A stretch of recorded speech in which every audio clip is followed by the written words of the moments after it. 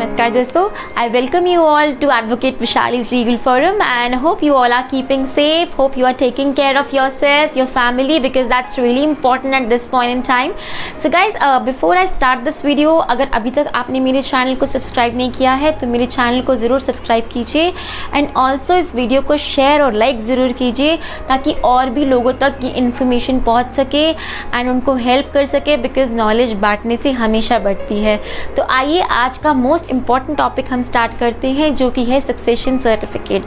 आज हम बात करेंगे सक्सेशन सर्टिफिकेट के बारे में, आज हम बात करेंगे लीगल हायर सर्टिफिकेट के बारे में, आज हम बात करेंगे लेटर ऑफ एडमिनिस्ट्रेशन के बारे में। सक्सेशन सर्टिफिकेट क्या होता है? देखिए, सक्सेशन सर्टिफिकेट हमें तब चाहिए होता है जब किसी की हमारी फैमिली में मृत्यु हो गई है और वो बिना किसी विल को किए हुए हुई है। अब बिना किसी विल को किए हुए हुई है तो उनके लीगल हायर जो होते हैं उनके बैंक से उनके पैसे में भी उनकी एफडीज़ में भी उनके म्यूचुअल फंड्स, उनके डिबेंचर्स जो कि बैंक्स में पड़े हैं वो विड्रॉ करवाना चाहते हैं या वो अपने नाम करवाना चाहते हैं। अब वो बैंक जाते हैं, बैंक को बोलते हैं कि हमने ये विड्रॉ करवाना है या अपने नाम करवाना है, तो बैंक कहता है पहले सक्सेशन सर्टिफिकेट लेके आइए तभी ये आपके नाम होंगे या आप विड्रॉ कर सकते हैं। अब हम सक्सेशन सर्टिफिकेट कैसे लें? सक्सेशन सर्टिफिकेट के लिए हमें जाना पड़ता है सिविल कोर्ट। कौन सी सिविल कोर्ट? सिविल कोर्ट वो जहाँ की डिजीज़ पर्सन रहते थे, जहाँ पे उनका घर था, उस ज्यूरिस्डिक्शन में जो भी कोर्ट फॉल करेगी वहाँ पर हम पिटिशन लगाएंगे अपने सक्सेशन सर्टिफिकेट की। डॉक्यूमेंट्स क्या क्या रिक्वायर्ड हैं? डेथ सर्टिफिकेट में क्योंकि हमारा time and place of death होता है, ऑल्सो जो हमारे रेलिवेंट प्रूफ्स होते हैं इन टर्म्स ऑफ जो हमारे आईडी कार्ड्स होते हैं जैसे राशन कार्ड हो गया, आधार कार्ड हो गया। इसके अलावा लीगल हायर की माइन्यूट डिटेल्स, एवरीथिंग, उनके एड्रेस, उनका नेम्स और वो कितने हैं। और एक बात और, लीगल हायर्स को एक ही, चाहे वो कितने भी हों, उनको एक ही सक्सेशन सर्टिफिकेट मिलता है। सो एक बात हो गई ये। नेक्स्ट चीज़ मैं आपको बताती हूँ कि इसमें होता क्या है। जैसे कि हमने कोर्ट में अपनी पिटिशन लगाई, कोर्ट क्या करती है, एक पब्लिकेशन देती है न्यूज़पेपर में, advertisement, public policy, public notice के फॉर्म में।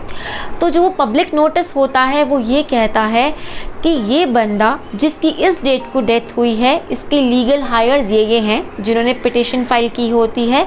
तो ये जो एसेट हैं इस बंदे के, ये लीगल हायर्स को जा रहे हैं। अगर किसी को ऑब्जेक्शन है तो वो 45 डेज़ के अंडर ऑब्जेक्ट कर सकता है। तो कोर्ट क्या करती है, वो 45 दिन रुकती है। अगर 45 दिन तक किसी ने फाइल कर दिया है तो ठीक है, ऑब्जेक्शन, नहीं तो सक्सेशन सर्टिफिकेट जो है वो लीगल हायर्स को मिल जाता है।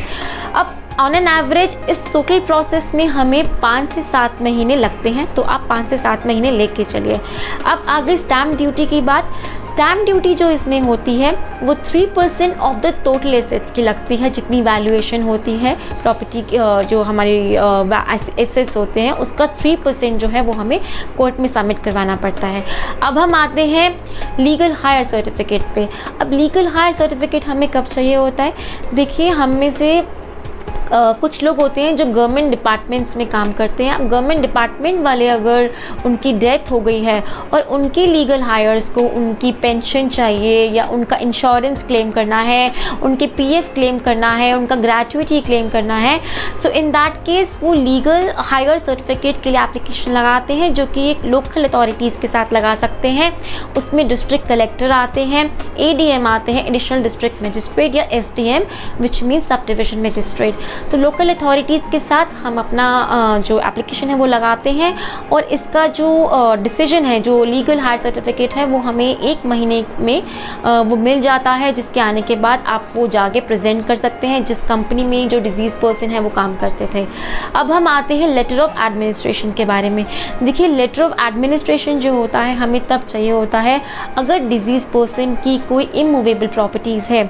इमूवेबल प्रॉपर्टीज़ में आती हैं हमारी प्रॉपर्टीज़ जैसे कि हमारी दुकान, हमारा घर, हमारी फ्लोर, हमारे बंगलो, आई मीन व्हाटएवर जो इमूवेबल, जो एक तरफ एक खड़ी रहती हैं जो चीज़ें होती हैं उनको हम इमूवेबल प्रॉपर्टी कहते हैं। तो अगर उन पे हमें क्लेम करना है तो हम लेटर ऑफ एडमिनिस्ट्रेशन के लिए कोर्ट में फाइलिंग करते हैं, जैसे कि हम सक्सेशन सर्टिफिकेट में करते हैं, वही प्रूफ्स लगाते हैं और इसमें हम जो कोर्ट होती है वो एडमिनिस्ट्रेटर अपॉइंट होता है, जो कि आपको एक लेटर ऑफ एडमिनिस्ट्रेशन इशू करता है।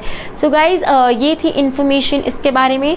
आप ज़रूर बताइएगा आपको ये वीडियो कैसी लगी, और अगर आपके कोई क्वेश्चंस या कोई सवाल या कुछ भी आपको पूछना हो, and I will be more than happy to answer them. Thank you so much.